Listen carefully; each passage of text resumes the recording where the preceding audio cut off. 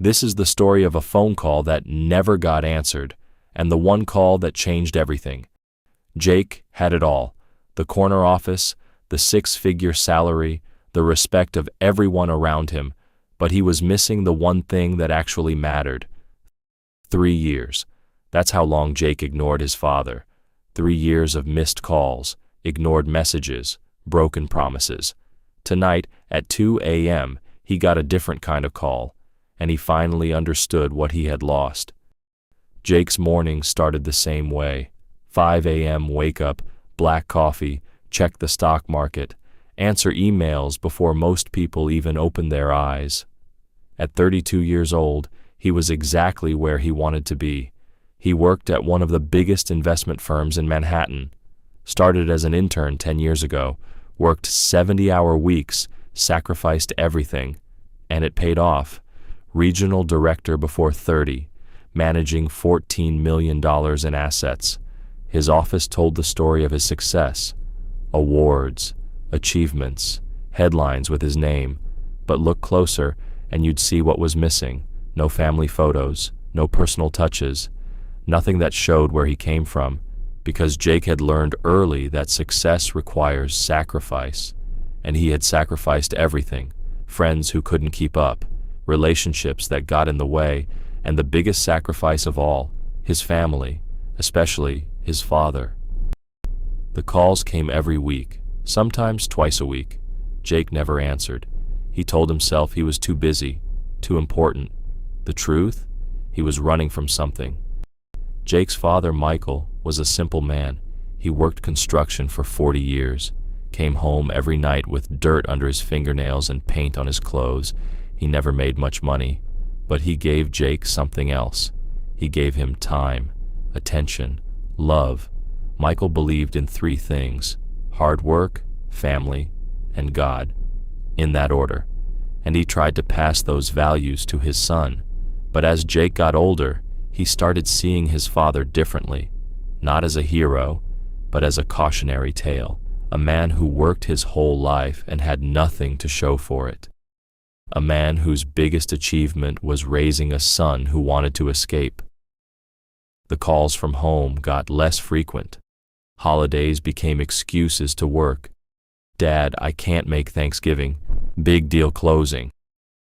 Can't do Christmas? Flying to Tokyo for a client. Each time Michael said he understood. Each time Jake heard the disappointment in his voice. Then came the dinner. 3 years ago. Michael had called Jake 15 times that week. Finally, Jake answered. His father asked for one thing. Just dinner. Just 2 hours. Jake almost said no, but something in his father's voice made him say yes. Jake showed up 40 minutes late, walked in wearing a $3,000 suit to his father's tiny kitchen.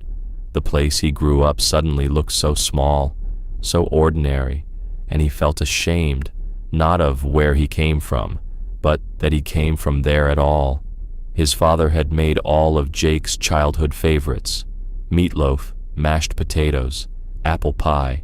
He asked about Jake's work, his life, his health, simple questions from a father who just wanted to know his son. But Jake gave one-word answers, checked his phone every few minutes, made it clear he didn't want to be there. Finally, his father asked the question that changed everything. Michael asked if Jake would come to church with him, like they used to, just once. He said he'd been praying for Jake every morning, worried about him, wanted him to find peace, find God again. And Jake exploded. All the resentment, all the shame, all the anger at himself came pouring out, and he aimed it at the one person who had never done anything but love him. He said terrible things, called his father a failure, said all that religious stuff was for people too weak to make it on their own, said he didn't need God, didn't need prayers, didn't need a father who never achieved anything. And then Jake said the words that would haunt him. I'm too successful to waste my time on this. Don't call me anymore. I'll call you when I'm ready. Michael stood there in silence, the dinner getting cold on the table, the apple pie untouched, and he did something Jake never knew about. He knelt down that night and prayed for his son, and he kept praying every single morning for the next 3 years, marking Bible verses he wanted to share with Jake, writing notes he hoped his son would read someday, never giving up hope that his boy would come home. 3 years passed. Jake told himself he made the right choice. No distractions, no drama, just focus and success. And the success came. He made regional director, then vice president.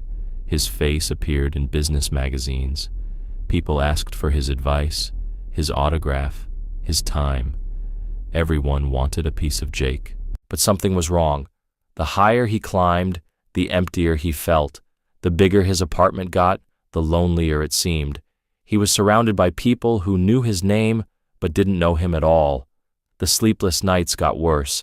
He tried everything: sleeping pills, meditation apps, therapy, but nothing touched the ache inside. Because the problem wasn't stress or anxiety, it was something deeper. Late at night, when the whiskey made him honest, Jake would look at old photos.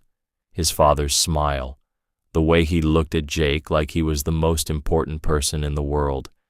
And Jake felt something he'd spent 3 years trying to avoid: regret. His father still called.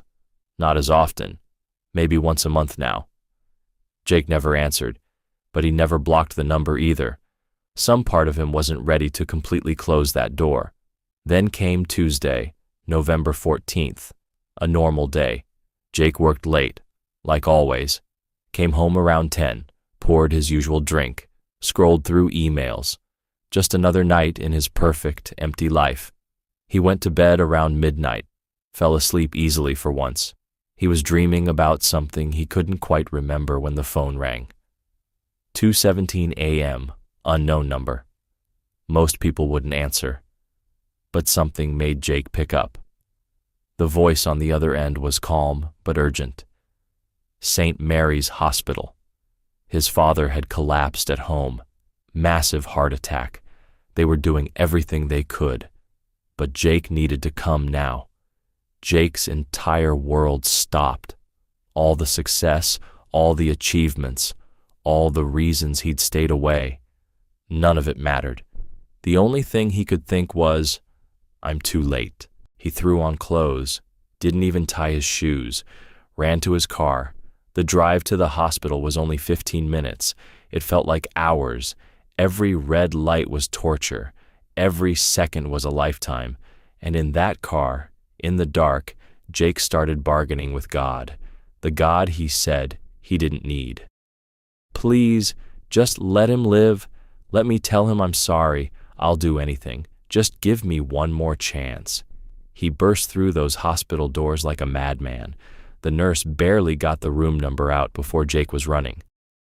3rd floor, room 304. Down the corridor with the lights too bright and the air too cold. His heart was pounding so hard he thought it might explode. His hands were shaking. His mind was racing through every terrible thing he'd said, every call he didn't answer, every holiday he missed. 3 years of silence that he couldn't take back.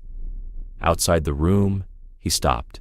He could hear the machines, the steady beep of the heart monitor, and he was terrified, terrified of what he'd see, terrified of what he'd lost, terrified that his last words to his father were words of anger. The room was too bright, too sterile, too wrong for someone like his father. Michael lay in the bed, looking smaller than Jake remembered, tubes and wires everywhere, face pale, but alive, still alive.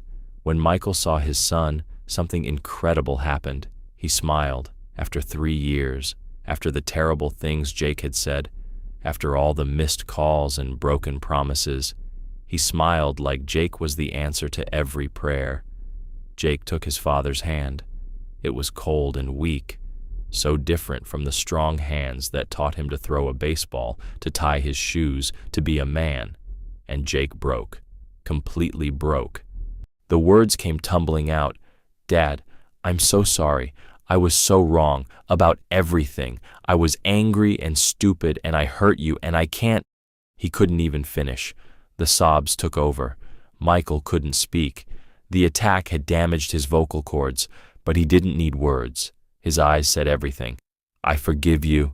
I never stopped loving you. You're here now. That's all that matters. The nurse came in, checked the monitors, and Jake saw it in her face. The look medical professionals get when they know, when there's nothing more they can do. This wasn't going to have a happy ending. On the bedside table, Jake noticed his father's Bible, the same one he'd had for 30 years. The cover was worn smooth from handling, pages marked with notes and highlights and tabs in every color. Jake picked it up. It fell open to Psalm 34. Almost every verse was highlighted. In the margins, his father had written notes, dates, and Jake's name over and over. Praying for Jake today. Please bring him home. There were dates, hundreds of them, every single day for 3 years. November 15th, 2021. Jake on my heart today. March 3rd, 2022. Still praying, still believing. August 22nd, 2023. He'll come home. I know he will. Every page had notes, prayers, hopes, Bible verses circled with Jake's name next to them. For Jake, prodigal son. For Jake, never too late. For Jake, God is close to the brokenhearted. Then an envelope fell out. Recent, the handwriting shaky. His father had written it after the attack started.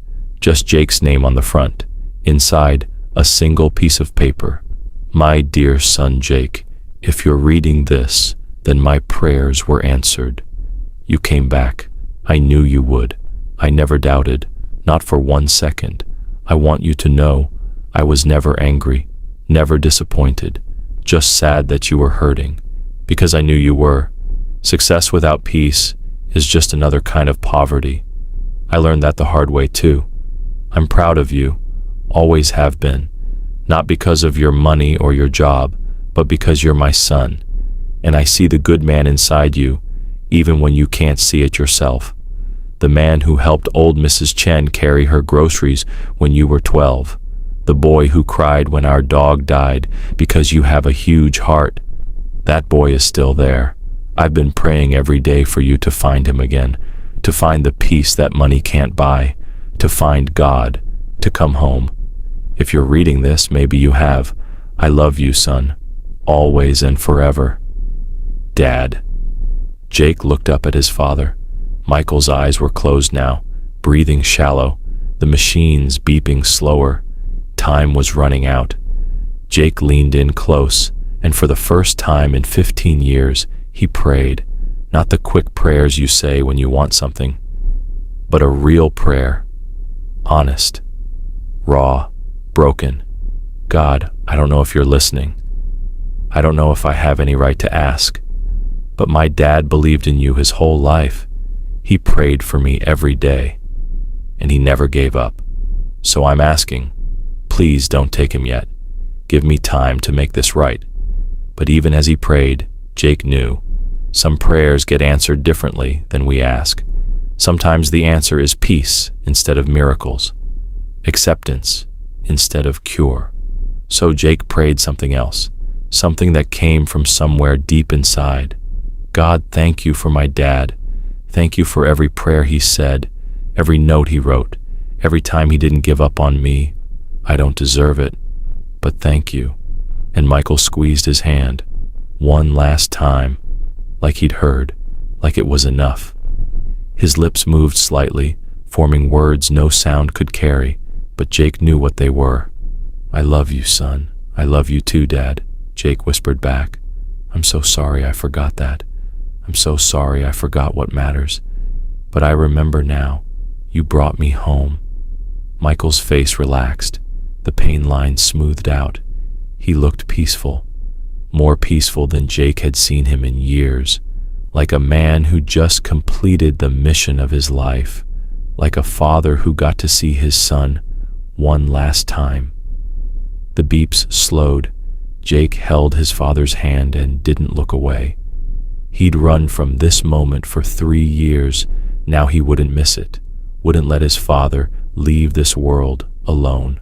At 3:47 a.m., Michael took his last breath.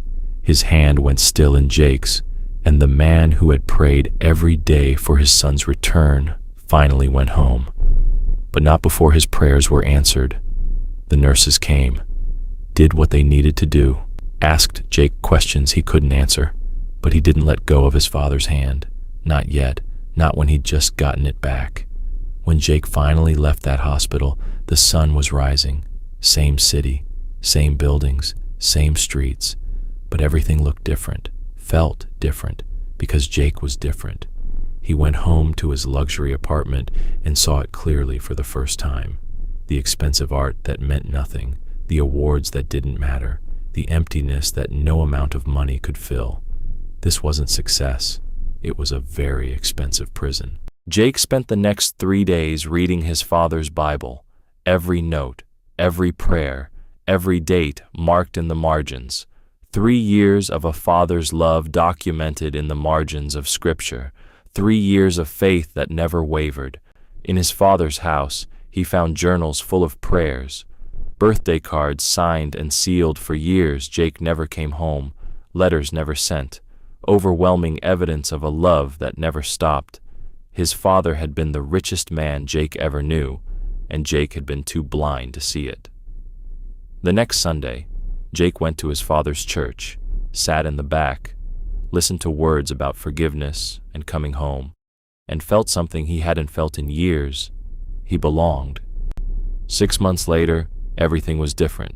Smaller apartment, non-profit job, a fraction of the money, but he slept through the night for the first time in years. He worked with kids who reminded him of himself, angry, lost, searching for worth in the wrong places. Every Sunday he visited his father's grave, told him about the lives he was changing, thanked him for never giving up, and continued his father's tradition, writing prayers in the margins of the same Bible for others now, just like his dad had done for him. Michael's prayers were answered, not the way he wanted, but answered. His son came home. That's what love does. It waits, it hopes, it never gives up, even when we give up on ourselves. If this touched your heart, share it. Someone in your life needs to hear it. Subscribe for more stories that remind us what really matters.